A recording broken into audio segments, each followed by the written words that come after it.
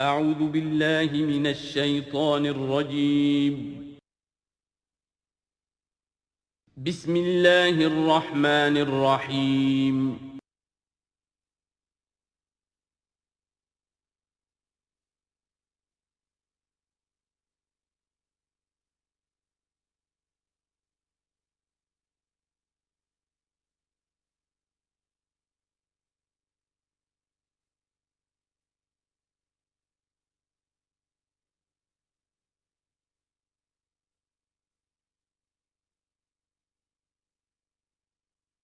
اعوذ باللہ من الشیطان الرجیم بسم اللہ الرحمن الرحیم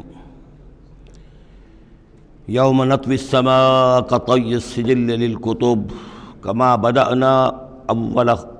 اول خلق نعیدہ وعدا علینا انا کنا فاعلین صدق اللہ العظیم۔ سورہ انبیاء کی جو یہ آخری آیات ہیں ان میں بعض بہت اہم مضامین آئے ہیں۔ ہم جس آیت پر سے گزر چکے ہیں لا یحزنہم الفزع الاکبر،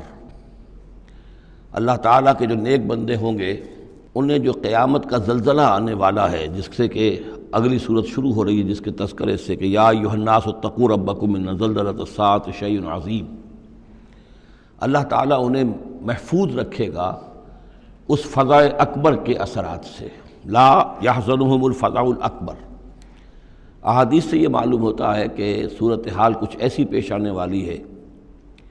کہ ابھی وہ ملاحم کا دور جس میں کہ کافی سختیاں آئیں گی مسلمانوں پر، خصوصاً عالم عرب میں، اور جو بھی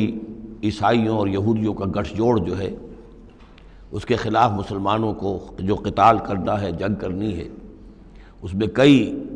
مراحل آئیں گے جس میں بہت نقصان ہوگا مسلمانوں کا بھی،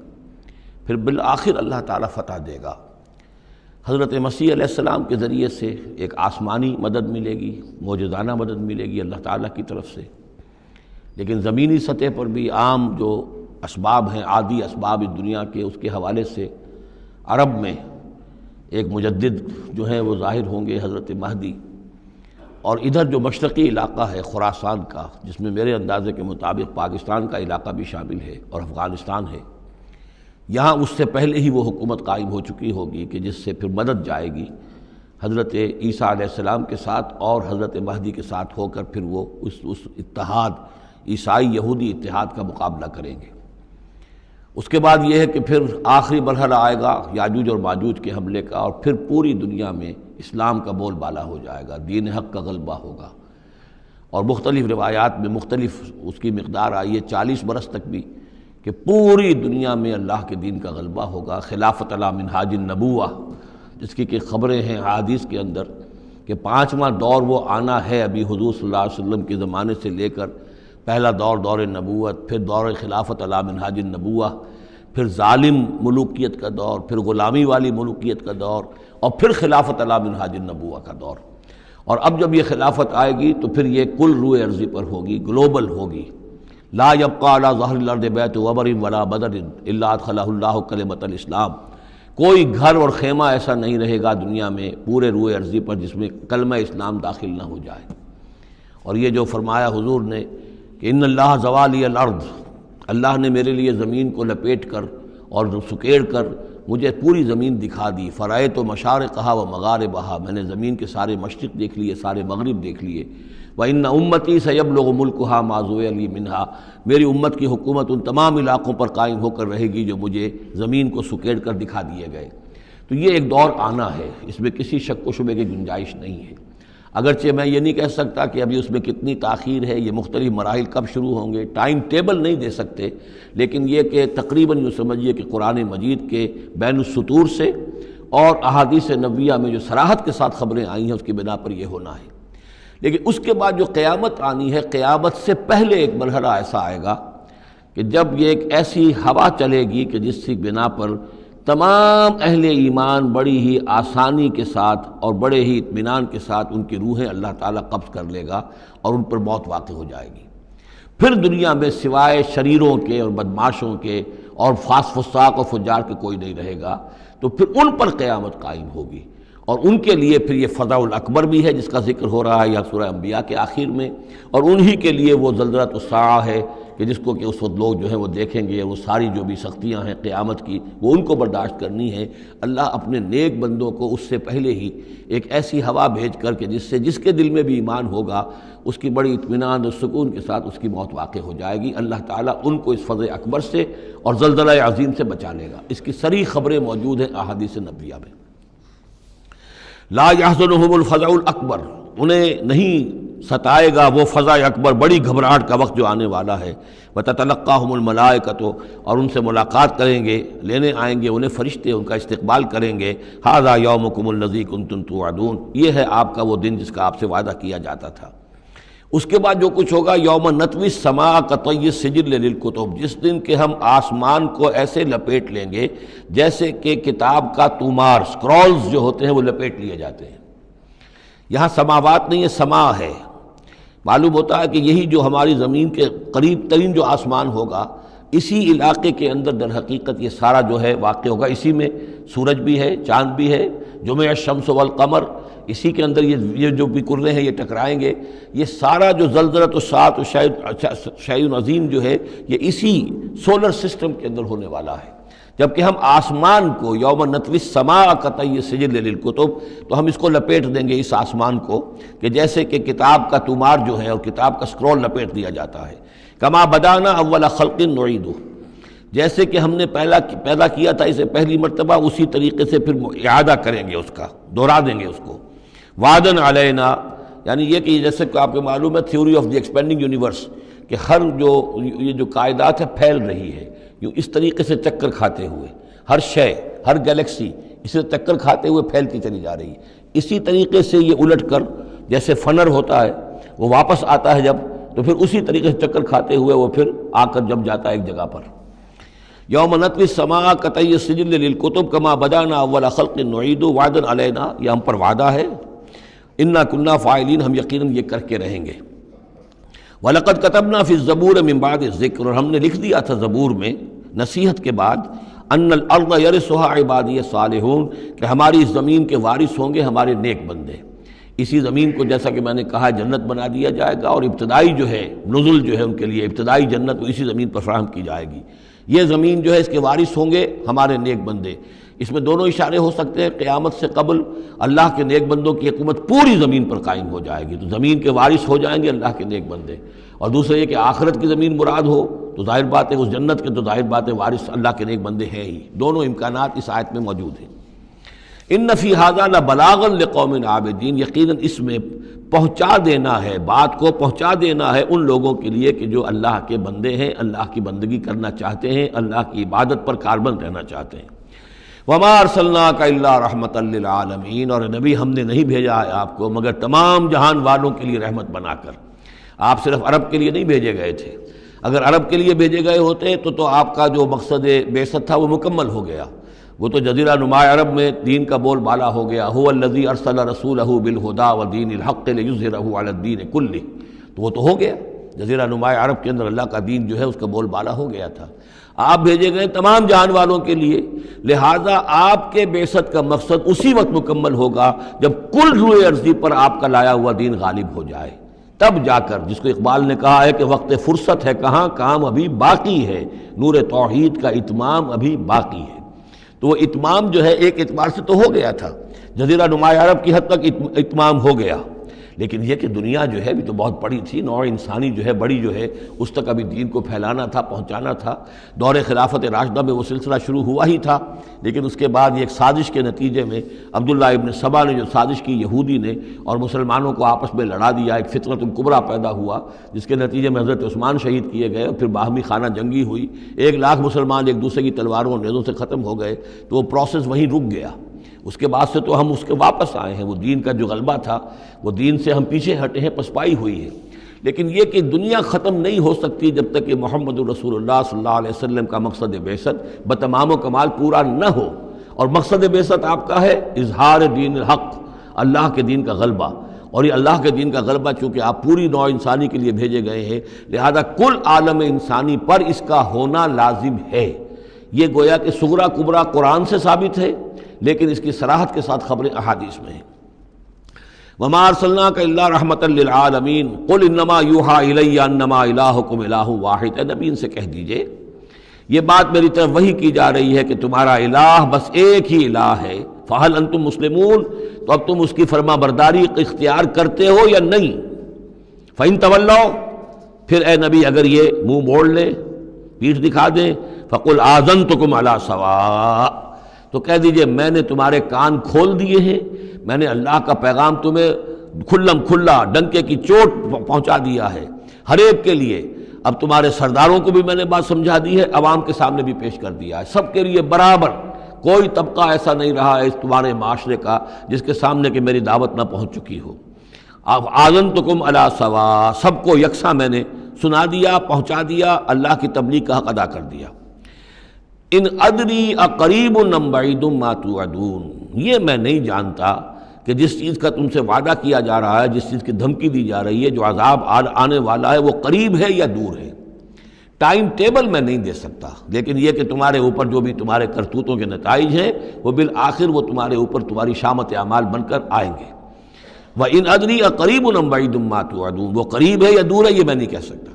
یہی جیسا کہ میں عرض کر رہا ہوں کہ یہ تمام جو سلسلہ ہے کہ جو احادیث نبویہ اور قرآن مجید، اور نہ صرف یہ کہ احادیث نبویہ بلکہ سابقہ جو کتابیں ہیں، آخر وہ بھی کتابیں تھیں اللہ کی، ان میں تحریف تو ہوئی ہے لیکن پھر بھی حق بات بھی موجود ہے، اس میں بھی جو پیشن گوئیاں موجود ہیں۔ چنانچہ آپ دیکھتے ہیں کہ اس وقت دنیا میں ہر اعتبار سے یہ جو چند سال اب رہ گئے ہیں اس صدی کے، 1999 اور 1998 بھی اس میں شامل ہے، پھر یہ کہ اس صدی کے اختتام پر اور پھر اگلی صدی کے شروع ہونے کے بارے میں نوسٹریڈیمس کی پیشن گوئیاں، شاہ ولی کی پیشن گوئیاں، پچھلے دنوں تو اخبارات میں آیا کہ گاندھی جی کی بھی کوئی پیشن گوئیاں برآمد ہوئی ہیں جو بھی اسی عرصے کے لیے تھیں، شاید وہ بھی کہیں کچھ سنیاسی سے کچھ انہوں نے سنا ہو، وہ کوئی ان کی کوئی ایک وہ جو ہے ڈائری برآمد ہوئی ہے، جنگ میں خبر سنی تھی، شائع ہوئی تھی۔ وائن برگر جو ہے جو رہا ہے پچھلی حکومت کے اندر بڑا اہم، اس کی یہ پیشن گوئیاں ہیں۔ تو یہ سارا جو ہے، اور جو بائبل کی آخری کتاب ہے بک آف ریولیشن، حضرت یوحنا، حضرت یحییٰ جو حضرت مسیح کے حوارین میں سے تھے، ایک یوحنا تو وہ جو نبی تھے، یحییٰ وہ تو نبی تھے، جان دی بیپٹسٹ، ایک یہ جان ہیں جو حواری ہیں جن کے کہ وہ مکاشفات ہیں کہ جو آخری کتاب ہے بائبل کی، اور یہ احادیث نبویہ ہیں کہ جن میں کتاب الملاحم اور کتاب و آثار الساعہ وغیرہ ہیں، کتاب الفتن، تو ان سب سے معلوم ہوتا ہے کہ یہ چیزیں اب آنے والی ہیں اور معاملہ زیادہ دور نہیں رہا ہے، لیکن کتنا قریب ہے یہ بھی ہم نہیں کہہ سکتے۔ وَإِنْ أَدْرِي أَقَرِيبٌ أَمْ بَعِيدٌ مَا تُوعَدُونَ إِنَّهُ يَعْلَمُ الْجَهْرَ مِنَ الْقَوْلِ وَيَعْلَمُ مَا تَكْتُمُونَ، یقیناً اللہ تعالیٰ جانتا ہے کھلی بات کو بھی جو بلند آواز سے کہی جاتی ہے، اور وہ تو اس کو بھی جانتا ہے جسے تم چھپاتے ہو اپنے دلوں کے اندر۔ وَإِنْ أَدْرِي لَعَلَّهُ فِتْنَةٌ لَكُمْ وَمَتَاعٌ إِلَىٰ حِينٍ، اور میں نہیں جانتا، میں نہیں کہہ سکتا، ہو سکتا ہے کہ ابھی اس تاخیر میں تمہارے لیے کوئی آزمائش ہو، اللہ تمہیں ابھی اور fresh lease of existence grant کر دے، تاکہ یہ کہ تمہیں ایک کچھ عرصے کے لیے اس دنیا میں رہنے کا اور بسنے کا اور فائدہ اٹھا لینے کا موقع مل جائے، لیکن بالآخر ہونا وہ ہے جو میں بتا رہا ہوں، اس کے اندر کوئی شک نہیں ہے، وہ شدنی امر ہے۔ قال رب احکم بالحق، کہا نبی نے، رسول نے صلی اللہ علیہ وسلم، پروردگار اب حق کے ساتھ فیصلہ فرما دے۔ یعنی یہ کہ نبی اکرم صلی اللہ علیہ وسلم کا بھی دیکھیے، جیسے میں نے بار بار کہا ہے کہ آخر یہ اتنا طویل ہو گیا تھا رد و قضا کا مسئلہ کہ آپ کی طبیعت کے اندر بھی اب بات یہ آ رہی تھی کہ پروردگار اب فیصلہ سنا دے۔ قال رب احکم بالحق، پروردگار اب حق کے ساتھ فیصلہ سنا دے۔ وربنا الرحمن المستعان علی ما تصفون، اور یقیناً اب ان کی طرف خطاب کر کے، ہم تو جس سے مدد طلب کر رہے ہیں وہ ہمارا رب ہے رحمان، ہم اپنے رب سے رحمان سے جو مستعان ہے، جس سے کہ مدد طلب کی جاتی ہے، ہم طلب کر رہے ہیں ان تمام چیزوں کے خلاف جو تم کہہ رہے ہو، جو تمہاری باتیں ہیں، جو تم نے جو اعتراضات کیے ہیں، جو تم نے مجھے زج کیا ہوا ہے، ان سب کا مقابلہ میرے پاس تو یہ ہے کہ میں اپنے پروردگار سے ہی مدد طلب کر رہا ہوں۔ سورۃ الحج، بسم اللہ الرحمن الرحیم، یا ایھا الناس اتقوا ربکم ان زلزلۃ الساعۃ شیء عظیم۔ یہ فزع الاکبر جس سے کہ ختم ہو رہی ہے سورہ انبیاء، اسی کے تذکرے سے یہ شروع ہو رہی ہے سورہ حج۔ اے لوگو ڈرو اپنے رب سے، تقوی اختیار کرو اپنے رب کا، یقیناً قیامت کا زلزلہ بہت بڑی شے ہوگا۔ یوم ترونہا، جس دن کہ تم اس کو دیکھو گے، تذہل کل مرضعۃ عما ارضعت، بھول جائے گی ہر دودھ پلانے والی جسے وہ دودھ پلاتی تھی۔ یعنی واقعہ یہ ہے کہ حیوانات میں جو بھی دودھ پلانے والا کوئی جانور بھی ہو تو اسے بھی اپنے بچوں کے ساتھ جو انس ہوتا ہے، اور خاص طور پر انسانوں میں پھر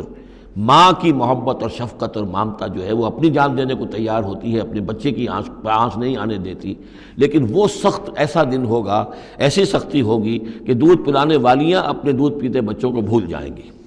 وَتَضَعُ كُلُّ ذَاتِ حَمْلٍ حَمْلَهَا، اور دہشت کا عالم یہ ہوگا کہ ہر حاملہ کا حمل گر جائے گا۔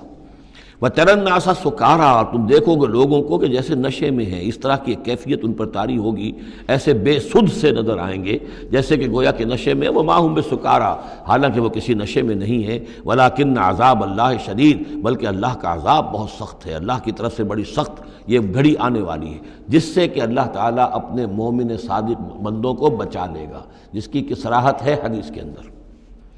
وَمِنَ النَّاسِ مَن يُجَادِلُ فِي اللَّهِ بِغَيْرِ عِلْمٍ، لوگوں میں سے ایسے بھی ہیں جو اللہ کے بارے میں جھگڑتے ہیں، اللہ کی آیات کے بارے میں جھگڑتے ہیں، قرآن مجید کے احکام کے بارے میں جھگڑتے ہیں، جبکہ حال یہ ہے بغیر علم، نہ ان کے پاس کوئی علم ہے، وَيَتَّبِعُ كُلَّ شَيْطَانٍ مَرِيدٍ، اور وہ پیروی کر رہے ہوتے ہیں، صاف نظر آتا ہے کہ ہر سرکش شیطان کی پیروی کر رہے ہیں، ان کے عمل کو دیکھو تو مغرب کی نقالی کر رہے ہیں، ان کی ہر ایک چیز کی جو ہے انہوں نے اپنی زندگی میں اختیار کی ہوئی ہے، پورا جو ہے مغربی ان کے اوپر تہذیب کا غلبہ ہے، ساری اقدار، لیکن باتیں بڑھائیں گے قرآن کی طرف سے اور حدیث کی طرف سے، اور انکار حدیث ہے اور فلاں یہ ہے، اور قرآن کا تو نتیجہ یہ نکلتا ہے وہ نہیں نکلتا ہے، اور یہ اجتہاد کیا جانا چاہیے، اور قرآن مجید جو ہے یہ تو اب کتاب جو ہے بوسیدہ ہو گئی ہے، یہ باتیں بھی کہی گئی ہیں کہ کوئی ایسا بھی ہمارا جو نظام ہونا چاہیے اجتہاد کا جو قرآن مجید کو بھی اوور رول کر سکے، یہ باقاعدہ رائے موجود ہے کہ قرآن مجید میں بھی جو صریح احکام آئے ہیں وہ بھی ایک خاص قوم کے لیے، خاص وقت کے لیے تھے، یہ ہمیشہ کے لیے نہیں ہے۔ تو بڑے بڑے دانشور، بڑے بڑے جو اسکالرز ہیں، بڑی بڑی ڈگریاں ان کے پاس ہیں، میک گل سے لے کر آئے ڈگریاں، ڈاکٹر فضل الرحمان صاحب آئے تھے تو میک گل سے ڈگری لے کر آئے تھے، جنہوں نے جو وحی کے بارے میں کہا تھا کہ یہ حضور کا بھی کلام کہا جا سکتا ہے، اس کو اللہ کا بھی کلام کہا جا سکتا ہے، باقی فرشتے کی کوئی حیثیت نہیں ہے، یہ ساری باتیں ڈاکٹر فضل الرحمان کہنے والے تھے۔ میک گل سے انہوں نے یہودیوں سے آ کر ڈگریاں حاصل کی تھی انہوں نے، اور انہوں نے جو بھی بہت سے اور دانشور بہت سے موجود ہیں اس وقت دنیا میں کہ جو ویسے سمجھے جاتے ہیں کہ بہت وہ اسلامی اسکالرز ہیں، ٹاپ کے اسکالرز ہیں، وائٹ ہاؤس میں بھی انہیں طلب کیا جاتا ہے۔ یہ جو سید حسین نصر ہیں، ایرانی ایک ہیں، اب وہ رہ گئے ہیں جن کا ڈنکا بج رہا ہے زیادہ، ورنہ پہلے یہ ہے کہ یہ دو تھے، سید حسین نصر بھی تھے اور ڈاکٹر فضل الرحمان بھی تھے پاکستان کے۔ لیکن وَمِنَ النَّاسِ مَن يُجَادِلُ فِي اللَّهِ بِغَيْرِ عِلْمٍ وَيَتَّبِعُ كُلَّ شَيْطَانٍ مَرِيدٍ كُتِبَ عَلَيْهِ، اس شیطان کے بارے میں تو یہ بات لکھ دی گئی ہے، طے کر دی گئی ہے، أَنَّهُ مَن تَوَلَّاهُ، کہ جو کوئی بھی اس کی دوستی اختیار کرے گا، فَأَنَّهُ يُضِلُّهُ، تو وہ اسے گمراہ کر کے رہے گا، وَيَهْدِيهِ إِلَىٰ عَذَابِ السَّعِيرِ، اور پہنچا کر رہے گا اسے اس جلانے والے دوزخ کے عذاب میں۔ یا ایھا الناس، اے لوگو، ان کنتم فی ریب من البعث، اگر تمہیں کوئی شک ہے کہ کیسے دوبارہ زندہ ہو جائیں گے، کیسے اٹھا لے گا اللہ تعالیٰ، کوئی تمہیں اشکال پیدا ہوتا ہے تو لو ہم تمہیں ایک مثال سے سمجھاتے ہیں۔ فَإِنَّا خَلَقْنَاكُم مِّن تُرَابٍ، سوچو ہم نے تمہیں مٹی سے پیدا کیا، اس لیے کہ باپ کے بھی جسم میں اگر نطفہ بنا ہے، منی بنی ہے، کہاں سے بنی ہے؟ خیر غذا کہاں سے آئی تھی اس کی؟ ساری غذا تو مٹی سے آئی ہے، زمین سے آئی ہے، یہیں سے آئی ہے، وہ منرلز ہیں، وہ سب کچھ ہیں، گوشت کھایا ہے تو بکری نے جو کہاں سے غذا لی تھی؟ زمین سے لی تھی۔ تو تمہاری جو تخلیق ہے سب کی ابتدا میں جو ہے وہ مٹی سے ہے، من تراب ثم من نطفۃ، پھر وہ نطفے کی ایک شکل بنی، ثم من علقۃ، پھر تم ایک علقہ کی شکل میں تھے۔ اس علقہ کے بارے میں بعد میں عرض کروں گا، ابھی میں اس کا کوئی ترجمہ نہیں کر رہا، اس کا ترجمہ عام طور پر جمع ہوا خون کیا جاتا ہے، یہ ترجمہ صحیح نہیں ہے۔ ثم من مضغۃ، پھر یہ کہ وہ ایک لوتھڑے کی طرح تھا، گوشت کا ایک لوتھڑا سا تھا، مخلقۃ غیر مخلقۃ، پہلے اس پہ کوئی نشانات تھے ہی نہیں، پھر اس لوتھڑے کے اوپر نشانات آنے شروع ہوئے، معلوم ہوا کہ یہاں سے یہ بازو نکلیں گے، یہاں سے یہ ٹانگیں نکلیں گی، اسی کے اندر جو ہے یہ آثار شروع ہو گئے۔ لنبین لکم، تاکہ ہم تمہیں کھول کھول کر بیان کر دیں۔ یہ جو بھی سٹیجز ہیں، کہ جو ایمبریونک جو سٹیجز ہیں، اس میں واقعہ یہ کہ اس کے بارے میں کیتھل مور کا میں قول آپ کو سنا چکا ہوں، جو تعارف قرآن کا میرا لیکچر تھا،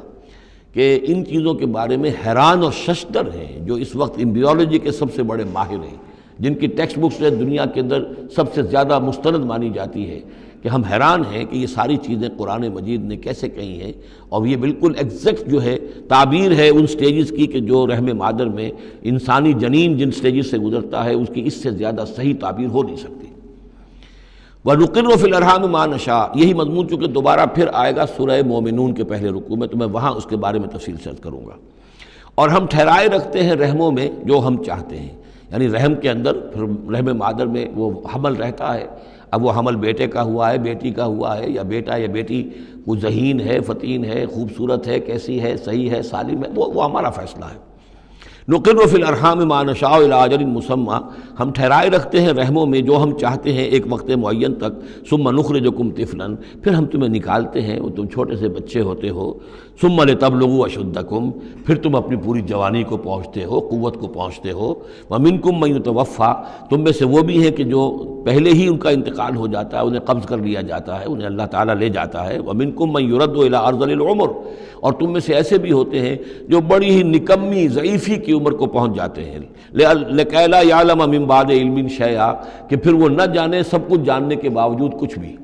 بڑھاپا آتا ہے تو ایسا آتا ہے، ڈیمنشیا بھی ہو جاتا ہے، ساری ذہنی صلاحیتیں ختم ہو جاتی ہیں، یادداشت زائل ہو جاتی ہے، پھر بچپن کی عادتیں عود کر آتی ہیں، لکئی لا یعلم من بعد علم شیئا، پھر یہ صورت بھی ہو جاتی ہے۔ یہ ارذل العمر ہے جس سے کہ حضور صلی اللہ علیہ وسلم نے اللہ کی پناہ مانگی ہے کہ اللہ اس سے پہلے اٹھا لے، اس سے پہلے کہ انسان اس کیفیت میں آ جائے کہ جس کا نقشہ یہاں کھینچا جا رہا ہے، لکئی لا یعلم من بعد علم شیئا۔ بڑا سقراط تھا، بقراط تھا، کچھ تھا، لیکن اب کیا ہو گیا ہے اس کو دیکھیے۔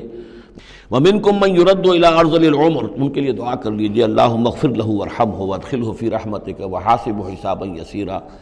ان سے ایک بہت بڑی خطا ہوئی ہے، رجم کی سزا کے بارے میں میں سورہ نور میں عرض کروں گا، لیکن اللہ تعالیٰ تمام خطاؤں کو معاف فرمانے والا ہے۔ اللہم اغفر لہ وارحمہ وادخلہ فی رحمتک وحاسبہ حسابا یسیرا۔ اللہم نور مرقدہ واکرم منزلہ والحقہ بعبادک الصالحین، آمین یا رب العالمین۔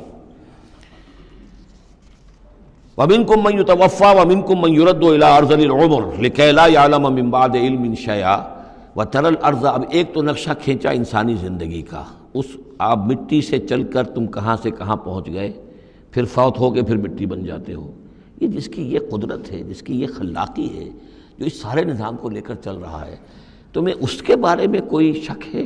اس کی قدرت کے بارے میں کوئی تمہیں یہ شبہ وارد ہو سکتا ہے کہ وہ دوبارہ پیدا نہیں کر سکتا؟ اچھا ایک اور مثال لے لو، وَتَرَى الْأَرْضَ حَامِدَةً، تم دیکھتے ہو زمین کو کہ پڑی ہوئی ہے، بے آب و گیا، خشک اور ویران، کئی زندگی کے آثار نہیں۔ فَإِذَا أَنزَلْنَا عَلَيْهَا الْمَاءَ اهْتَزَّتْ وَرَبَتْ، پھر جب ہم اس پر پانی برساتے ہیں تو وہ تازہ ہو جاتی ہے، اہتزاز، اور وہ اس میں جنبش ہو جاتی ہے، اہتزت۔ یہتزو جو آیا یہ لفظ پہلے ہم پڑھ چکے ہیں کہ جب حضرت موسیٰ کا عصا زمین پر انہوں نے رکھا تو وہ تو اب ہلنے لگا، حرکت کرنے لگا جیسے کہ سانپ حرکت کرتا ہے۔ تو زمین میں بھی حرکت پیدا ہو جاتی ہے، اس لیے کہ اب جو کونپلیں نکل رہی ہیں وہ حرکت کر رہی ہیں، وہ ادھر ادھر جو ہے، جو پہلے زمین پڑی ہوئی تھی ساکن، صامت، ساکن، بے آب و گیا، خشک، لیکن اس کے بعد اہتزت، اس کے اندر ایک حرکت پیدا ہوتی ہے، وہ ربت، وہ ابھرتی ہے، گویا کہ جیسے وہ گھاس یا سبزہ اوپر اٹھ رہا ہے، اور جیسے کہ فصل گویا کہ زمین اٹھ رہی ہے، وہ اٹھتی ہے، ابھرتی ہے۔ وَأَنبَتَتْ مِن كُلِّ زَوْجٍ بَهِيجٍ، اور ہر طرح کی قسم قسم کی تر و تازہ چیزیں جو ہیں وہ اگا دیتی ہے زمین۔ تو ذرا سوچو، زمین مردہ تھی، اللہ نے زندہ کر دیا۔ تمہارا اپنا معاملہ یہ ہے کہ مٹی سے لے کر اور تمہارے ایک انسان پورے بننے تک، یہ پھر کیسے شک کرتے ہو؟ تمہیں اللہ تعالیٰ کی قدرت میں بھی کوئی شک نہیں ہونا چاہیے۔ یہ تمہاری زندگی کا سائیکل چل رہا ہے اور یہ نباتاتی سائیکل چل رہا ہے ساتھ کے ساتھ، یہ چند مہینے کا ہوتا ہے، یہ تمہارا جو ہے یہ 60 70 80 برس کا ہے، اس کے علاوہ تو کوئی فرق نہیں۔ ذالک بان اللہ هو الحق، یہ اس لیے ہے کہ اللہ تعالیٰ الحق ہے، اس کے حق ہونے میں، برحق ہونے میں کسی شک و شبے کی گنجائش نہیں۔ وَأَنَّهُ يُحْيِي الْمَوْتَى، اور یہ کہ وہ مردہ کو زندہ کرتا ہے، مردہ کو زندہ کرے گا۔ زمین تمہارے سامنے مردہ پڑی ہوتی ہے اور زندہ ہو جاتی ہے۔ وَأَنَّهُ عَلَىٰ كُلِّ شَيْءٍ قَدِيرٌ، اور یہ کہ وہ تو ہر چیز پر قادر ہے۔ وَأَنَّ السَّاعَةَ آتِيَةٌ، اور یہ کہ قیامت آ کر رہنی ہے، لا ریب فیہا، اس میں کسی شک و شبے کی گنجائش نہیں۔ وَأَنَّ اللَّهَ يَبْعَثُ مَن فِي الْقُبُورِ، اور یقیناً اللہ تعالیٰ اٹھائے گا ان کو جو قبروں کے اندر ہے۔ بعث بعد الموت ہو کر رہے گا۔ وَمِنَ النَّاسِ مَن يُجَادِلُ فِي اللَّهِ بِغَيْرِ عِلْمٍ وَلَا هُدًى وَلَا كِتَابٍ مُنِيرٍ، اور لوگوں میں سے کچھ ایسے بھی ہیں جو اللہ کے بارے میں، اللہ کی باتوں کے بارے میں، اللہ کی صفات کے بارے میں، ذات خداوندی کے بارے میں جھگڑتے ہیں، بحثیں کرتے ہیں، نزاع کرتے ہیں، نہ ان کے پاس علم ہے، بغیر علم ولا ہدن، نہ کوئی ہدایت ہے، ولا کتاب منیر، نہ کوئی روشن کتاب ہے جس سے وہ رہنمائی لے رہے ہوں۔ ثانی عطف ہی، وہ اپنی گردن کروٹ اپنی موڑ کر چل دیتا ہے، آیات سنتا ہے، اللہ کی کلام کو سنتا ہے، پھر ذرا وہ اپنی کمر کو موڑتا ہے، بل دیتا ہے، چل دیتا ہے، لیضل عن سبیل اللہ، تاکہ گمراہ کرے لوگوں کو اللہ کے راستے سے۔ لہو فی الدنیا خزی، اس کے لیے دنیا کی زندگی میں بھی رسوائی ہے، ونذیقہ یوم القیامت عذاب الحریق، اور قیامت کے دن ہم اسے جلانے والے عذاب کا مزہ چکھائیں گے۔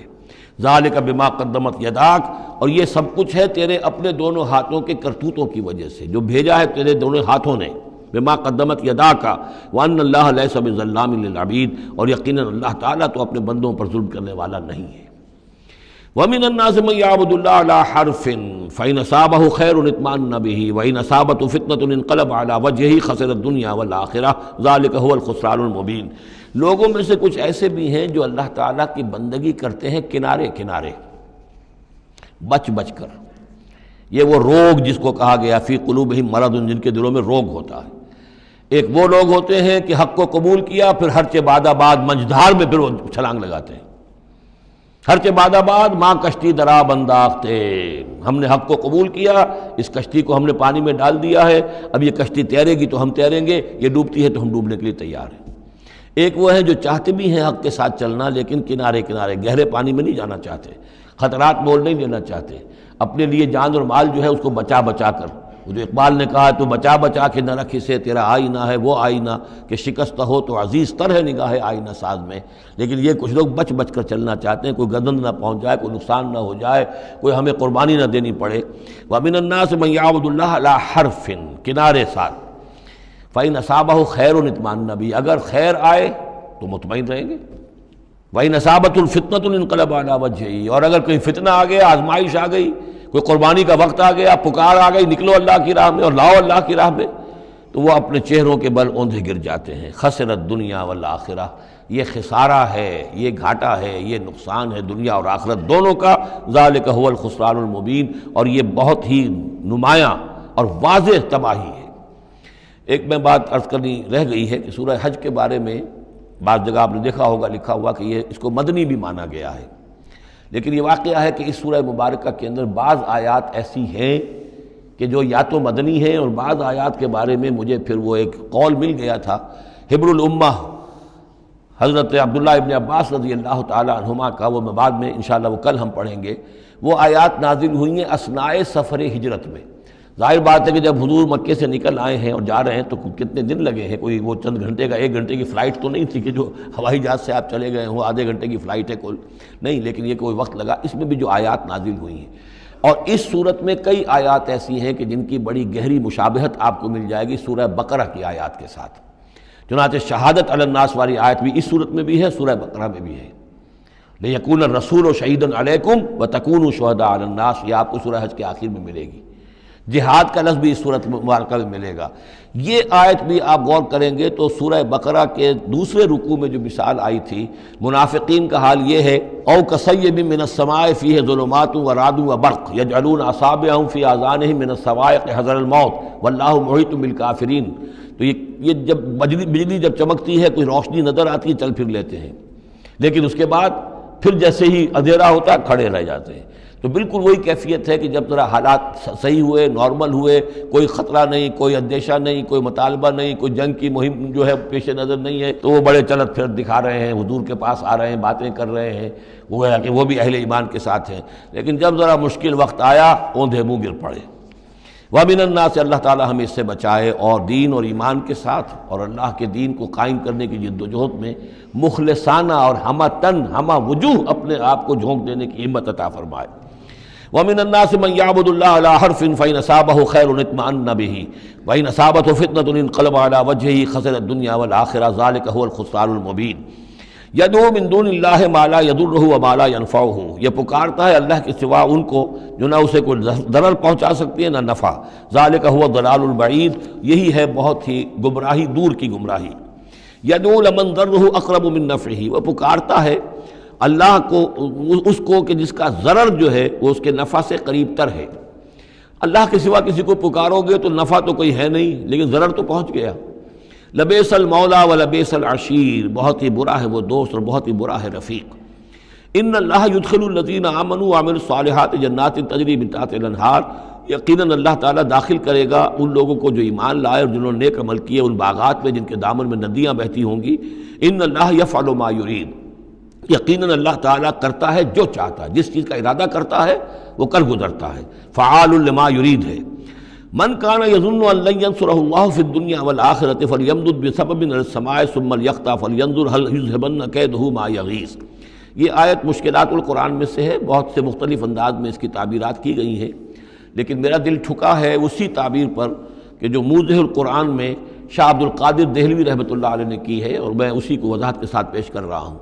جو شخص دین کے لیے خدمت کر رہا ہو، دین کے لیے لگا ہوا ہو کام کے اندر، داعی ہے یا اس کسی داعی کے ساتھ ہے، اب اس کے لیے یہ ہوتا ہے کہ ایک تو امید ہوتی ہے کہ اللہ کی مدد آئے گی، آج نہیں تو کل آئے گی، کل نہیں تو پرسوں آئے گی۔ اگر کسی وجہ سے انسان حالات کو دیکھ کر اتنا مایوس ہو جائے کہ اللہ کی مدد کی اسے امید نہ رہے، یہ چیز پھر اس کے لیے بہت بڑی ناکامی کا سبب بن جائے گی۔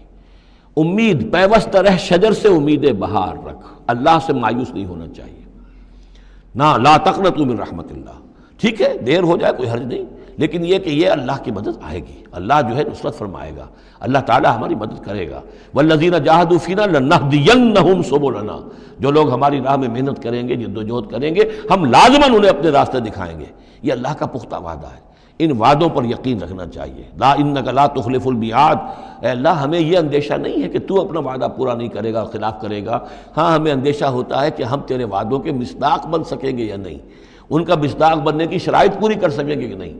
یہ کیفیت بندے کی رہنی چاہیے، اللہ تعالیٰ کی مدد سے اور اللہ تعالیٰ کی نصرت سے مایوس کبھی نہیں ہونا چاہیے۔ تو اس کی ایک مثال دی ہے کہ اگر کوئی شخص کسی رسی کے ساتھ کہیں اوپر سے ایک رسی ہے اس نے پکڑا ہوا ہے، تو تب تک تو یہ کہ تھاما ہوا ہے، یہ اللہ تعالیٰ کے ساتھ ہے نا، حبل اللہ، یہ قرآن جو ہے القرآن حبل اللہ الممدود من السماء الی الارض، اسی طرح امید اللہ سے رکھنا، رجا رکھنا، یہ بھی گویا کہ ایک معنوی رسی ہے کہ جو اللہ تعالیٰ کے ساتھ ہمیں جوڑے ہوئے ہے۔ جب تک یہ رسی رہے گی ہمیں سہارا رہے گا، جب یہ رسی کاٹ دیں گے ہم، وہ امید منقطع کر دیں گے، تو سوائے اس کے اور کیا ہوگا کہ زمین پر رودے منہ گر جائیں گے۔ من کان یظن ان لن ینصرہ اللہ فی الدنیا والآخرہ، جس شخص کا یہ گمان ہو جائے کہ اللہ ہرگز مدد نہیں کرے گا اس کی دنیا میں اور نہ آخرت میں، فلیمدد بسبب من السماء، اسے چاہیے کہ ذرا ایک رسی آسمان کی طرف تانے، ثم لیقطع، پھر کاٹ دے، اسے توڑ دے، فلینظر هل یذهبن کیدہ ما یغیظ، پھر دیکھے کہ اس سے اس کا جو غصہ ہے اندر کا، اس میں جو مایوسی کی آگ جل رہی ہے اس میں کوئی کمی ہوئی۔ یعنی جب تک وہ رسی ہے کچھ نہ کچھ امید تو رہے گی، تو اس امید جو ہے اللہ پر اور اللہ کی نصرت اور اللہ کے وعدوں پر جو یقین ہے اس کو برقرار رکھو، یہ تمہیں سہارا دے گی۔ وَكَذَلِكَ أَنزَلْنَاهُ آيَاتٍ بَيِّنَاتٍ، اسی طرح ہم نے اتارا ہے اس قرآن کو روشن اور کھلی باتوں کی شکل میں۔ وَأَنَّ اللَّهَ يَهْدِي مَن يُرِيدُ، اور اللہ تعالیٰ ہدایت دیتا ہے جس کو چاہتا ہے، یا اللہ تعالیٰ ہدایت دیتا ہے جو چاہتا ہے کہ اس کو ہدایت ملے۔ ان الذین آمنوا والذین ہادوا والصابئین والنصارى، یقیناً وہ لوگ جو مسلمان ہیں، ایمان لائے ہیں محمد پر صلی اللہ علیہ وسلم، والذین ہادوا، اور جو یہودی ہوئے، والصابئین، اور جو صابی ہیں، والنصارى، اور جو یہ عیسائی ہیں، والمجوس، اور مجوس ہیں ایرانی، والذین اشرکوا، اور جن لوگوں نے شرک کی روش اختیار کی، ان اللہ یفصل بینہم یوم القیامہ، یقیناً اللہ فیصلہ کرے گا ان کے مابین قیامت کے دن۔ ان اللہ علی کل شیء شہید، یقیناً اللہ تعالیٰ ہر چیز پر خود گواہ ہے، ہر چیز اس کے سامنے نگاہوں میں موجود ہے۔ الم تر ان اللہ یسجد لہ من فی السماوات ومن فی الارض، یہ آیت بڑی عجیب ہے اس اعتبار سے کہ اس میں آپ تصور کریں گے تو اوپر سے نیچے کی طرف آ رہا ہے۔ کیا تم نے دیکھا نہیں اللہ کے سامنے سربسجود ہے ہر وہ شے جو آسمان میں ہے اور وہ سب وہ چیزیں جو زمین میں ہیں، وہ تمام مخلوقات جو آسمان میں ہے اور وہ تمام مخلوقات جو زمین میں ہے، والشمس ہو اور سورج بھی سر بسجود ہے، والقمر ہو اور چاند بھی، والنجوم ہو اور تارے بھی، پھر نیچے اتریے والجبال ہو اور پہاڑ، زمین پر سب سے اونچی چیزیں پہاڑ ہیں، والشجر ہو اور درخت، والدواب اور یہ تمام جو بھی چوپائے چل رہے ہیں زمین کے اوپر حیوانات، وَكَثِيرٌ مِّنَ النَّاسِ اور لوگوں میں سے بھی بہت سے، لوگوں میں سے تفریق ہے کہ کچھ باغی ہو گئے ہیں، باقی تو یہ ساری مخلوقات اللہ کے قانون کی پابند ہیں، قانون تکوینی کے اندر ہے، یہ اللہ کی بندگی کر رہی ہیں، یہ سجدے میں ہے، ہر شے اللہ کے سامنے سر بسجود ہے۔ ہاں انسانوں کے اندر بغاوت بھی ہے، انسانوں میں سے کچھ لوگ وہ ہیں کہ جنہوں نے سورج کو پوجنا شروع کر دیا، سورج اللہ کو پوج رہا ہے اور وہ سورج کو پوج رہے ہیں، چاند کو پوجنا شروع کر دیا، درختوں کو پوجنا شروع کر دیا، جانوروں کو پوجنا شروع کر دیا، یہاں تک کہ اعضائے تناسل کو پوجنا شروع کر دیا۔ ہندوؤں کے اندر تو یہ بھی ہے، یہ پوجا ہوتی ہے۔ تو یہ ہے ان لوگوں کی گراوٹ۔ انسانوں میں سے اللہ تعالیٰ جس کو ہدایت دے دیتا ہے، معرفت حاصل ہو جاتی، پھر وہ اسی کے سامنے سر بسجود ہوتے ہیں۔ وَكَثِيرٌ حَقَّ عَلَيْهِ الْعَذَابُ لیکن بہت سے ایسے ہیں کہ جو عذاب الہی کے مستحق ہو جاتے ہیں۔ وَمَن يُهِنِ اللَّهُ فَمَا لَهُ مِن مُكْرِمٍ اور جنہیں اللہ تعالیٰ ہی رسوا کر دے، ذلیل کر دے، اب اس کو عزت دینے والا کوئی نہیں ہے۔ جنہوں نے اپنے آپ کو ذلیل کیا، مخلوقات کے سامنے جھک گئے، انہوں نے ان کو اپنا معبود بنا لیا، جبکہ اللہ تعالیٰ کے سامنے ساری کی ساری مخلوقات جو ہیں وہ تو اللہ کی بندگی میں ہے، اور اللہ نے تو اسے بنایا تھا خلیفۃ اللہ فی الارض، اسے مقام یہ عطا کیا تھا، مسجود ملائک بنایا تھا۔ اب جو اپنی اس تمام عظمت سے خود ہی مستعفی ہو گیا اور وہ مخلوقات کے سامنے جھک رہا ہے، فما لہ من مکرم تو پھر اسے اب اس کا اکرام کرنے والا اور اسے عزت دینے والا کوئی نہیں۔ ان اللہ یفعل ما یشاء یقیناً اللہ کرتا ہے جو چاہتا ہے۔ آیت سجدہ ہے، سجدہ کر لیجیے۔ ھذان خصمان اختصموا فی ربہم یہ دو گروہ ہیں ایک دوسرے کے مقابل میں جو اپنے رب کے بارے میں جھگڑ رہے ہیں۔ ایک وہ ہیں جو ایمان لے آئے ہیں۔ اب جیسا کہ میں نے عرض کیا یہ صورت ہے مکی، لیکن اس میں کچھ آیات شامل ہیں، یہ بھی ہو سکتا ہے کہ مدنی ہو اور یہ بھی ہو سکتا ہے کہ اثناء سفر ہجرت میں نازل ہوئی، لیکن بحیثیت مجموعی یہ ہے تقریباً آخری دور کی، آخری زمانے کی صورت۔ ھذان خصمان اب ظاہر بات ہے مکے میں دو گروہ بالکل نمایاں ہو چکے تھے، ایک وہ جو حضور پر ایمان لائے اور ایک وہ کہ جو اڑے ہوئے ہیں۔ اختصموا فی ربہم یہ اپنے رب کے بارے میں جھگڑ پڑے ہیں۔ فالذین کفروا تو جو اللہ سے کفر کر رہے ہیں، انکار کر رہے ہیں، قطعت لہم ثیاب من نار ان کے کپڑے کاٹے جائیں گے، بنائے جائیں گے، جیسے درزی جو ہے پہلے وہ کترتا بیوتتا ہے پھر سیتا ہے، تو ان کے لیے جو بنائے جائیں گے کپڑے وہ آگ کے ہوں گے۔ قطعت لہم ثیاب من نار بیوتے جائیں گے، قطع کیے جائیں گے ان کے لیے کپڑے آگ کے۔ یصب من فوق رؤوسہم الحمیم ان کے سروں کے اوپر کھولتے ہوئے پانی کے تریڑے دیے جائیں گے۔ یسحر بہ ما فی بطونہم والجلود جس سے کہ ان کی کھالیں بھی جھلس جائیں گی اور جو کچھ ان کے پیٹوں کے اندر ہوگا وہ بھی جھلس جائے گا۔ وَلَهُم مَّقَامِعُ مِنْ حَدِيدٍ اور پھر ان کے لیے لوہے کے وہ ہتھوڑے ہوں گے کہ جو ان کے سروں پر پڑیں گے۔ كُلَّمَا أَرَادُوا أَن يَخْرُجُوا مِنْهَا جب بھی وہ چاہیں گے کہ وہاں سے نکل جائیں، من غم کے مارے، اعیدوا فیہا انہیں پکڑ کر دوبارہ پھر اسی میں ڈال دیا جائے گا۔ وذوقوا عذاب الحریق اور چکھو مزہ اس جلانے والے عذاب کا۔ تم نے اللہ کا انکار کیا، تم نے محمد کی نفی کی، تم نے ان کو ماننے سے انکار کیا۔ اس کے برعکس ان اللہ یدخل الذین آمنوا وعملوا الصالحات یقیناً اللہ داخل کرے گا ان لوگوں کو جو ایمان لائے جنہوں نے نیک عمل کیے، جنات تجری من تحتها الانہار ان باغات میں جن کے نیچے ندیاں بہتی ہوں گی، یحلون فیہا من اساور من ذہب ولؤلؤا پہنائے جائیں گے انہیں کنگن سونے کے اور موتی، ولباسہم فیہا حریر اور ان کی پوشاک جو ہوگی وہاں پر ریشم کی ہوگی۔ دنیا میں ریشم مردوں پر حرام ہے، وہاں ریشم جو ہے اسی کا لباس ہوگا، باریک ریشم کے اوپر کا لباس اور گاڑھے ریشم کا جو ہے نیچے کا لباس ہوگا۔ وَہُدُوا إِلَى الطَّيِّبِ مِنَ الْقَوْلِ اور ان کو تو رہنمائی کر دی گئی ہے بہترین بات کی طرف۔ بہترین بات کیا ہے؟ کلمہ طیبہ لا الہ الا اللہ محمد رسول اللہ، یا سبحان اللہ والحمد للہ ولا الہ الا اللہ واللہ اکبر ولا حول ولا قوۃ الا باللہ۔ ہدوا الی الطیب من القول انہیں ہدایت دے دی گئی ہے من القول اچھی بات بہترین کلمہ طیبہ کی، وہدوا الی صراط الحمید اور ان کو تو ہدایت دے دی گئی ہے سیدھی اور اللہ کی تعریفوں والے کے راستے کی طرف، کیا وہ سیدھے اس راستے پہ بڑھتے ہوئے اللہ تعالیٰ کی رحمت میں فراح و ریحان و جنت النعیم کے اندر پہنچ جائیں گے۔ ان الذین کفروا یصدون عن سبیل اللہ ہے، یقیناً وہ لوگ جنہوں نے کفر کیا اور جو روک رہے ہیں لوگوں کو اللہ کے راستے سے، والمسجد الحرام ہے، اور مسجد حرام سے روک رہے ہیں۔ اب مسلمان یہاں سے جانے پر مجبور ہیں، یہ اس کے جوار بیت اللہ میں رہتے تھے، یہاں سے چھوڑ کر جانے پہ مجبور ہیں، بعد میں کتنے عرصے تک نہ وہ عمرہ کر سکے نہ حج کر سکے، تو جو ان کو اس مسجد حرام سے روک رہے ہیں، الذی جعلناہ للناس سواء العاکف فیہ والباد، اس گھر کو جو ابراہیم نے بنایا تھا، جس کو ہم نے تمام انسانوں کے لیے مساوی قرار دیا ہے،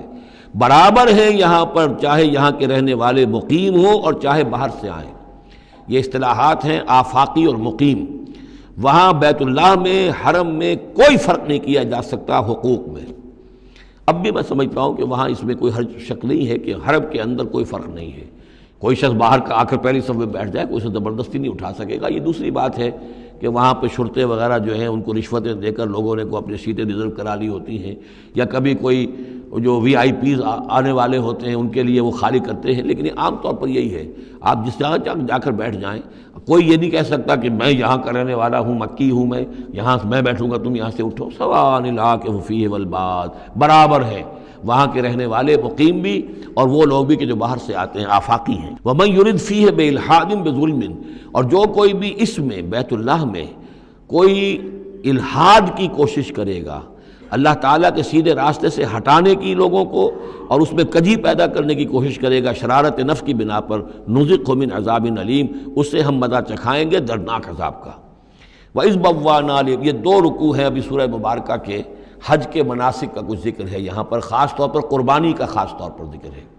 سورہ بقرہ کے دو رکوع 24واں 25واں، اس میں بھی حج کے مناسک آ چکے ہیں، لیکن وہاں پر اصل قربانی کا ذکر نہیں تھا، وہ تو صرف یہ ہے کہ وہ دم جو دینا پڑتا ہے اگر کسی وجہ سے سر منڈانا پڑ گیا ہے قبل از وقت، اور یا اسی طریقے سے تمتع اگر کیا ہے تو اس کا وہ دم شکر کا ہے وغیرہ وغیرہ۔ لیکن یہاں پر جو دو ہے، ایک قربانی اور ایک طواف، ان دو کا جو ہے ذکر ہو رہا ہے خاص طور پر یہاں۔ وَإِذْ بَوَّأْنَا لِإِبْرَاهِيمَ مَكَانَ الْبَيْتِ، اور جب ہم نے معین کر دی ابراہیم کے لیے اپنے گھر کی جگہ، بتا دی کہ یہ ہے وہ جگہ جس کے بارے میں میرا گمان یہ ہے کہ وہاں بنیادیں موجود تھیں حضرت آدم علیہ السلام کی بنائی ہوئی، لیکن اوپر سے دیواریں سب کی سب گر چکی تھیں اور سیلاب کی وجہ سے سارا اب وہاں کوئی آثار نہیں رہے تھے۔ اللہ تعالیٰ نے رہنمائی فرما کر ان کی نشاندہی کروا دی۔ اللہ تشرک بی شیئا، اور یہ حکم دے دیا گیا میرے ساتھ کسی شے کو شریک نہ کرنا، وطہر بیتیا، اور میرے اس گھر کو پاک رکھنا، للطائفین، طواف کرنے والوں کے لیے، والقائمین، اور قیام کرنے والوں کے لیے، کھڑے ہو کر نمازیں پڑھنے والوں کے لیے، والرکع السجود، اور رکوع کرنے والوں کے لیے اور سجود کرنے والوں کے لیے۔ یہ گویا کہ جیسے وہاں آیا تھا وَعَهِدْنَا إِلَىٰ إِبْرَاهِيمَ وَإِسْمَاعِيلَ أَن طَهِّرَا بَيْتِيَ لِلطَّائِفِينَ وَالْعَاكِفِينَ وَالرُّكَّعِ السُّجُودِ، تقریباً وہی آیت یہاں پر آئی ہے، صرف یہ کہ عاکف کی بجائے یہاں قائمین کا لفظ آیا ہے۔ وَأَذِّن فِي النَّاسِ بِالْحَجِّ، اور اے ابراہیم اب پکارو لوگوں کو، اذان دو، پکارو حج کے لیے۔ اب کیسے پکارا ہوگا، کیسے آپ نے یہ پیغام پہنچایا ہوگا، کہاں سے اللہ تعالیٰ نے ان کی آواز کو، ان کی پکار کو کہاں کہاں پہنچایا ہوگا، یہ اللہ تعالیٰ کا معاملہ ہے۔ یا تو کا رجالن، پکاریے لوگوں کو، حج کی دعوت دیجئے، آئیں گے وہ آپ کے پاس پیدل چل کر بھی، وعلیٰ کل ضامر، اور بڑی لاغر اونٹنیوں پر بھی، یعنی دور دراز سے آئیں گے تو سفر کی وجہ سے اونٹنیاں لاغر ہو چکی ہوں گی۔ یاتین من کل فج عمیق، جو یہاں پر پہنچیں گی وہ اونٹنیاں اور لوگ آئیں گے بڑی دور دراز کی راہوں سے، دور دراز کی، یہ فج کہتے ہیں پہاڑوں کے درمیان کے راستے کو، چونکہ یہ سارا پہاڑی علاقہ ہے تو نہ معلوم کہاں کہاں سے گہری وادیوں میں سے ہو کر لوگ جو ہیں پہنچتے ہیں۔ لیشہدوا منافع لہم، تاکہ یہ آئیں حاضر ہوں ان جگہوں پر کہ جو ان کے لیے منفعت کی جگہیں ہیں۔ وَيَذْكُرُ اسْمَ اللَّهِ فِي أَيَّامٍ مَعْلُومَاتٍ، اور اللہ کا نام لیں معین دنوں کے اندر، یعنی قربانیاں دیں معین دنوں میں۔ 10ویں ذی الحجہ کی قربانی کا دن ہے، اس کے بعد جو ہے 11ویں کو بھی ہو سکتی ہے، 12ویں کو بھی ہو سکتی ہے،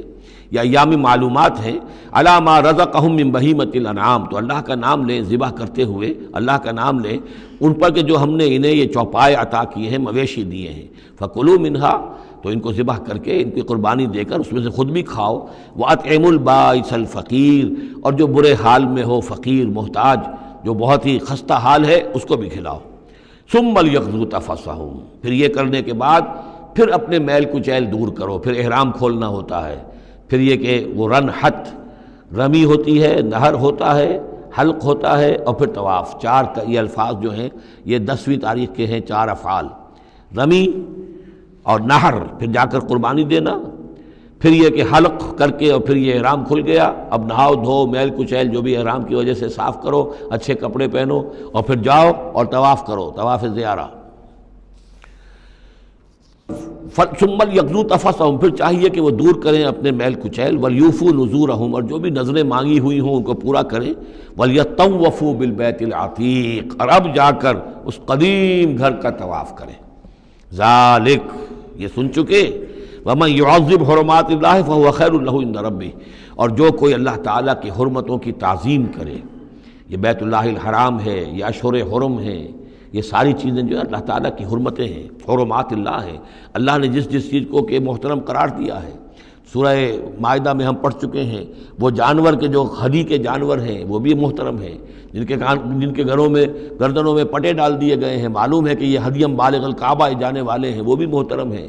عام مین البیت الحرام جو ہیں، جو لوگ حاجی جا رہے ہیں، ان کی بھی حرمت ہے۔ تو جو بھی من یعظم حرمات اللہ ہے، جو کوئی بھی اللہ تعالیٰ کی حرام کی ہوئی شے، محترم ٹھہرائی ہوئی چیزوں کی تعظیم کرے گا، فہو خیر لہ عند ربہ، تو وہ اسی کے لیے بہتر ہوگا، اس کا اجر و ثواب اسے ملے گا اپنے رب کے پاس۔ وَأُحِلَّتْ لَكُمُ الْأَنْعَامُ إِلَّا مَا يُتْلَىٰ عَلَيْكُمْ، اور حلال کر دیے گئے تمہارے لیے سارے چوپائے سوائے اس کے جو تم کو سنا دیا گیا ہے، یعنی یہ کہ خنزیر کا معاملہ ہے، اس کو حرام کر دیا گیا ہے، باقی بکری ہے، بھیڑ ہے، گائے ہے، بیل ہے، اونٹ ہے، ان سب کو اللہ کی راہ میں تو اس کی قربانی ہو سکتی ہے۔ فَاجْتَنِبُوا الرِّجْسَ مِنَ الْأَوْثَانِ، تو پھر تم بچو، ان بتوں کی گندگی سے بچو۔ یہ ہے اصل میں بچنا جو ہے وہ سب سے پہلے شرک، اور وہاں پر سب سے بڑا شرک جو ہے وہ بت پرستی کا ہو رہا تھا۔ وَاجْتَنِبُوا قَوْلَ الزُّورِ، اسی طریقے سے جھوٹ کہنے سے، جھوٹ بات سے بھی بچو۔ حنفاء للہ، یکسو ہو جاؤ اللہ کی طرف، یکسو اسی کے بندے بن جاؤ، غیر مشرکین بہ، اس حال میں کہ اس کے ساتھ کسی بھی اعتبار سے شرک نہ ہو، کسی پہلو سے، کسی اعتبار سے، ذات میں، صفات میں، حقوق میں، اختیارات میں، کہیں بھی کوئی شرک کا شائبہ نہ آنے پائے۔ ومن یشرک باللہ، اور جو کوئی اللہ کے ساتھ شرک کرے گا، فکأنما خر من السماء، تو وہ تو ایسے ہے جیسے وہ رسی کٹ گئی اور اب وہ زمین کے اوپر گر پڑا، زمین کی طرف جا رہا ہے آسمان سے۔ کوئی شخص ہے جو آسمان سے کسی بلند چیز سے کسی رسی کے ساتھ لٹکا ہوا ہے، وہاں سے گر گیا یا رسی کٹ گئی، اب جو گر رہا ہے فکأنما خر من السماء فتخطفه الطیر، اب یا تو یہ کہ وہ جو پرندے ہیں وہ اسے اچک کر لے جائیں، کوئی باز آئے اور پکڑ کر لے جائے، کوئی اور ہو، جو بھی یہ بڑے بڑے جانور ہوتے ہیں کہ جو شکار کرتے ہیں پرندوں کا، تخطفه الطیر، پرندے اس کو اڑا کر لے جائیں، اور تہوی بہ الریح، یا یہ کہ پھر ہوا ان کو لے جا کر گرائے فی مکان صحیح، کسی دور کی جگہ میں کوئی ہوا جو ہے جھونکا اس کو لے جائے اور کسی کھائی میں جا کر گرا دے۔ یہ معاملہ ہے اس شخص کا جو اللہ کے ساتھ شرک کرتا ہے، اس کے پاس کوئی سہارا نہیں رہا۔ اب توحید والا جو ہے وہ ایک سہارے پر قائم ہے، قول ثابت بالحیات الدنیا، یہ جو ہم ثبات عطا کرتے ہیں اہل ایمان کو، بالقول ثابت فی الحیات الدنیا، دنیا کی زندگی میں۔ ذالک،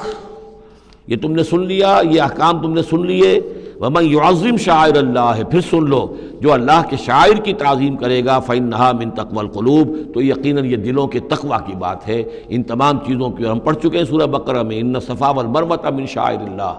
بیت اللہ شعیرہ ہے اور وہ مقام ابراہیم شعیرہ ہے، صفا اور مروہ جو ہے شعیرہ ہیں۔ شعیر وہ چیز ہے کہ جس سے اللہ تعالیٰ کی بندگی کا شعور پیدا ہو، ان کے ساتھ وہ چیزیں وابستہ ہیں، وہ تاریخ ان کی ہے کہ جس کے حوالے سے پھر یہ کہ اللہ تعالیٰ کا شعور جو ہے انسان کے اندر پیدا ہوتا ہے، اس کی ذات کا، صفات کا۔ لکم فیہا منافع الی اجل مسمى، یہ جو جانور ہیں اس کے قربانی کے، تمہارے لیے ان میں نفع ہے ایک اجل مسمى تک، یعنی یہ نہیں ہے کہ قربانی کا جانور ہے تو اس کے اوپر سواری نہیں کر سکتے، سواری کر سکتے ہو۔ قربانی کا جانور ہے تو اس کا دودھ پی سکتے ہو، اگر وہ گائے ہے درمیان میں اگر کوئی دودھ ہے یا بکری ہے لے کے جا رہے ہو تو اس کا دودھ پی سکتے ہو۔ منافع الی اجل مسمى، ایک وقت معین تک کے لیے۔ ثم محلها الی بیت العتیق، پھر ان کا جو اصل مقام ہے جہاں انہیں لے جا کر پیش کر دینا ہے وہ ہے بیت العتیق، یعنی اللہ کا گھر۔ اللہ کا گھر کا جو منہر ہے پھر اس کو وسیع کر کے، اور منا کی وادی میں ایک بہت بڑی جگہ ہے، ورنہ اس سے پہلے جو ہے یہ مروہ کی جو پہاڑی ہے، صفا اور مروہ کے پاس جو ہے یہ قربان گاہ تھی، مروہ ہی سے وہ وادی شروع ہو جاتی ہے کہ جس پر کچھ آگے چل کر وہ منا کا پورا آتا ہے، اب یہ منہر جو ہے وہ ادھر ایکسٹینڈ کر دیا گیا ہے۔ وَلِكُلِّ أُمَّةٍ جَعَلْنَا مَنسَكًا، اور ہم نے ہر امت کے لیے ایک قربانی کا نظام مقرر کیا، لِيَذْكُرُوا اسْمَ اللَّهِ عَلَىٰ مَا رَزَقَهُم مِّن بَهِيمَةِ الْأَنْعَامِ، تاکہ وہ اللہ کا نام لیا کریں ان مویشیوں پر کہ جو ہم نے انہیں عطا فرمائے ہیں۔ فَإِلَٰهُكُمْ إِلَٰهٌ وَاحِدٌ، تو جان لو تمہارا الہ ایک ہی اللہ ہے، واحد۔ فَلَهُ أَسْلِمُوا، اس کے سامنے سر تسلیم خم کرو، اس کی اطاعت قبول کرو۔ یعنی ایسا نہ ہو کہ بس قربانی تو ہو رہی ہے، باقی سب حرام خوریاں ہو رہی ہیں،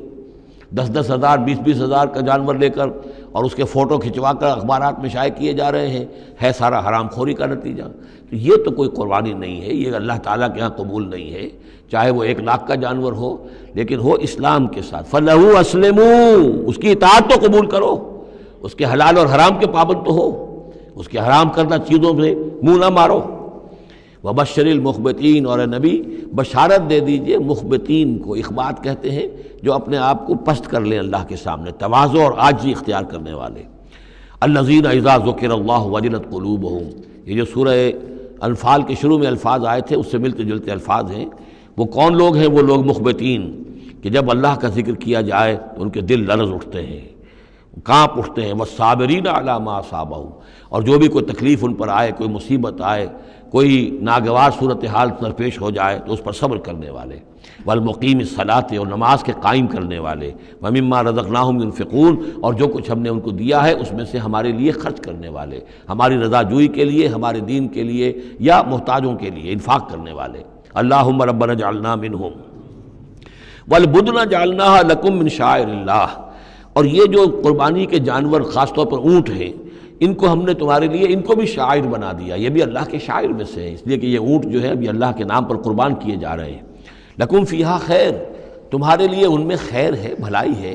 ظاہر بات ہے کہ ان کا بھی گوشت تم کھا سکو گے اور غریبوں کو کھلا سکو گے، لیکن یہ کہ ہیں وہ شاعر اللہ، اس لیے کہ وہ نامزد ہو چکے ہیں بیت اللہ کے لیے، اللہ کے لیے، کہ یہ قربانی کے جانور ہیں کہ جن کو قربان کیا جانا ہے بیت اللہ کے قریب۔ فاذکروا اسم اللہ علیہا صواف، تو اس پر ان پر نام لیا کرو اللہ کا، ان کو کھڑا کر کے سیدھا، صواف صفے باندھ کر، قطار باندھ کر۔ یہ جو نقشہ ہے یہ خاص طور پر جو حجۃ الوداع میں حضور نے جو قربانی دی ہے تو 63 آپ نے اونٹ اپنے ہاتھ سے نہر فرمائے، کل 100، یہ 63 آپ نے اپنے ہاتھ سے نہر فرمائے۔ اور یہ آتا ہے روایات کے اندر، اب یہ چونکہ معاملہ حضور کا ہے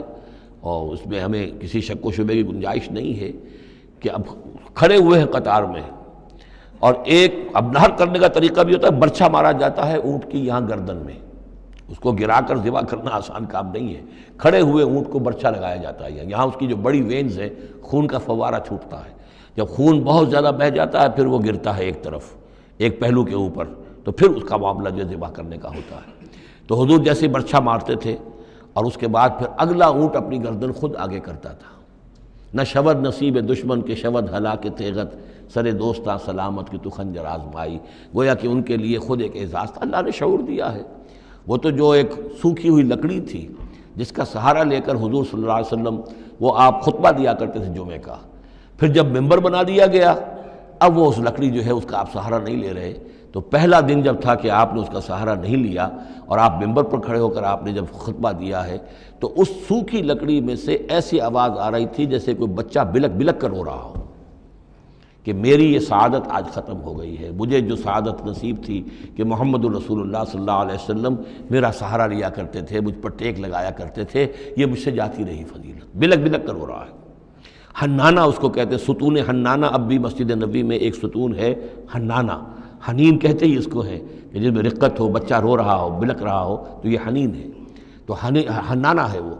اور اس کے لیے یہ نوٹ کر لیجیے، کہا ہے مولانا روم نے، فلسفی کو منکر حنانہ است، از ہوا سے انبیاء بیگانہ است۔ پہلے فلسفی ہوتے تھے، آج سائنسدان جو انکار کرے گا کیسے ہو سکتا ہے سوکھی لکڑی میں سے بچوں کے سے رونے کی آواز آئے، کیسے مان لیں گے ہم؟ سر سید کیسے مانیں گے اس کو؟ نہیں مانیں گے کبھی بھی۔ تو فلسفی یا سائنسدان کو منکر حنانہ است، کہ وہ حنانہ کا انکار کرتا ہے، از ہوا سے انبیاء بیگانہ است، اس لیے کہ انبیاء کے معاملات کو وہ جانتا نہیں ہے، وہ عام لوگوں پر قیاس کر رہا ہے۔ فاذکروا اسم اللہ علیہا صواف، تو لو اللہ کا نام ان پر، ان کو نہر کرنے کے لیے انہیں صفوں میں کھڑا کر کے، فَإِذَا وَجَبَتْ جُنُوبُهَا، جب ان کے پہلو زمین پر ٹک جائیں، جب خون اتنا بہہ جاتا ہے، کمزور ہو جاتا ہے اونٹ، تو پھر وہ ایک طرف کو اپنی کروٹ کے بل زمین کے اوپر پڑ جاتا ہے۔ فَكُلُوا مِنْهَا، تو اب کھاؤ اس میں سے اس کے گوشت کو، وَأَطْعِمُوا الْقَانِعَ وَالْمُعْتَرَ، اور کھلاؤ اس کو بھی جو قناعت کے ساتھ بیٹھا ہوا ہے، مانگتا نہیں پھر رہا ہے، سائل نہیں ہے، اس کے پاس کچھ نہیں ہے لیکن وہ مانگتا نہیں پھرتا، قانع، اور معتر جو بے قرار ہو گیا ہے، آتا ہے، سوال کر رہا ہے، مانگ رہا ہے، گوشت مانگ رہا ہے، اس کو بھی دو، اس کو بھی دو۔ کذالک سخرناہا لکم لعلکم تشکرون، اسی طرح تو ہم نے اتنے بڑے جانور کو تمہارے لیے مسخر کر دیا ہے، اونٹ جیسے جانور کو، اور وہ کھڑا ہوتا ہے تم برچھا مارتے اس کو، سخرناہا لکم لعلکم تشکرون، تاکہ تم اللہ کا شکر ادا کرو۔ لن ینال اللہ لحومہا ولا دماؤہا، اب یہ ہے اصل شے، اللہ تک نہ ان کے گوشت پہنچتے ہیں نہ خون پہنچتا ہے، ولیکن ینالہ التقوی منکم، ہاں اگر پہنچتا ہے اس تک تو تقوی اگر ہے تمہارے اندر تو اللہ تک پہنچ جائے گا۔ یعنی یہ کہ ایک یہ رسومات ہے، ظاہری شکل ہے، ظاہری شکل اصل دین نہیں ہے، اگرچہ اس کے بغیر بھی تو حقیقت جو ہے وہ کسی نہ کسی حیول ہی میں ظاہر ہوگی، کوئی نہ کوئی اسے پیکر چاہیے۔ تو ان عبادات کا پیکر بھی اہم ہے، لیکن صرف پیکر کو نہ سمجھیں، ظاہر کو نہ سمجھیں، اصل شے اس کی روح ہے، روح تقوی۔ وہ جو علامہ اقبال نے کہا ہے کہ رہ گئی رسم اذاں روح بلالی نہ رہی، فلسفہ رہ گیا تلقین غزالی نہ رہی، اور نماز و روزہ و قربانی و حج یہ سب باقی ہیں، تو باقی نہیں ہے۔ وہ ہمارا وہ تقوی، ہمارا اللہ کے ساتھ خلوص و اخلاص، قربانی جب انسان دے رہا ہو تو واقعتاً اس کے اپنے اندر اگر تقوی بھی ہے، اس نے حلال ذریعے سے کمائے ہوئے مال میں سے اس نے اتنی محنت کی ہے کہ اس میں سے اثار کر رہا ہے، اللہ کے نام پر ایک جانور کو ذبح کر رہا ہے، پھر خود اپنی زندگی میں وہ اللہ کے قوانین کا پابند ہے، اسی کے مطابق زندگی گزار رہا ہے، اور وہ اپنی توانائیاں، قوتیں، صلاحیتیں اللہ کی راہ میں لگا رہا ہے، اس کی قربانی ہے۔ باقی اگر یہ نہیں ہے تو ٹھیک ہے، چلیے کم سے کم غریبوں کو گوشت مل جائے گا، کچھ نہ کچھ فائدہ تو ہو ہی جائے گا، لیکن یہ کہ وہ اصل قربانی نہیں ہے، اللہ تک کچھ نہیں پہنچے گا تمہارا۔ لن ینال اللہ لحومہا ولا دماؤہا، دیکھو ان قربانیوں کے نہ گوشت اللہ تک پہنچتے ہیں نہ ان کے خون، ولیکن ینالہ التقوی منکم، ہاں تقوی اگر ہے وہ اللہ تک پہنچ جاتا ہے۔ کذالک سخرھا لکم لتکبروا اللہ علی ما ھداکم، اسی طرح اللہ تعالیٰ نے اسے تمہارے لیے مسخر کر دیا ہے، لتکبروا اللہ علی ما ھداکم، تاکہ تم اللہ کی تکبیر کیا کرو اس ہدایت پر جو اس نے تمہیں دی ہے۔ دیکھیے دو عیدیں ہیں ہماری، عید الفطر جو رمضان کے بعد آتی ہے، ایک عید الاضحیٰ ہے جو حج کے ساتھ منسلک ہے، وہاں بھی ہم نے رمضان مبارک کے بارے میں جو آیات آئی ہیں سورہ بقرہ کے 23ویں رکوع میں، وہاں بھی لتکبروا اللہ علی ما ھداکم ولعلکم تشکرون۔ شہر رمضان الذی انزل فیہ القرآن ھدی للناس وبینات من الھدی والفرقان فمن شہد منکم الشہر فلیصمہ فمن کان مریضا او علی سفر فعدۃ من ایام اخر یرید اللہ بکم الیسر ولا یرید بکم العسر ولتکملوا العدۃ ولتکبروا اللہ علی ما ھداکم ولعلکم تشکرون۔ وہی الفاظ یہاں ہیں، لتکبروا اللہ علی ما ھداکم، تاکہ تم تکبیر کرو، اللہ کی تکبیر کرو۔ اسی لیے عیدین کے لیے جاتے آتے ہوئے تکبیر، اور اس کو بھی بڑا بلند آواز سے، جاتے آتے راستہ بدلنا، پھر نماز جو دوگانہ ہے عید کی اس میں اضافی تکبیرات ہیں، لتکبروا اللہ علی ما ھداکم ولعلکم تشکرون پر تو وہ آیت ختم ہوئی ہے، وبشر المحسنین، اور اے نبی ان لوگوں کو آپ بشارت دے دیجئے جو اسلام اور ایمان اور تقوی کی منزلیں طے کرتے ہوئے درجہ احسان تک پہنچنے کی کوشش کرتے ہیں اور پہنچ جاتے ہیں۔ اللہم ربنا اجعلنا منہم، اللہم ربنا اجعلنا منہم۔ بارک اللہ لی ولکم فی القرآن العظیم ونفعنی وإیاکم بالآیات والذکر الحکیم۔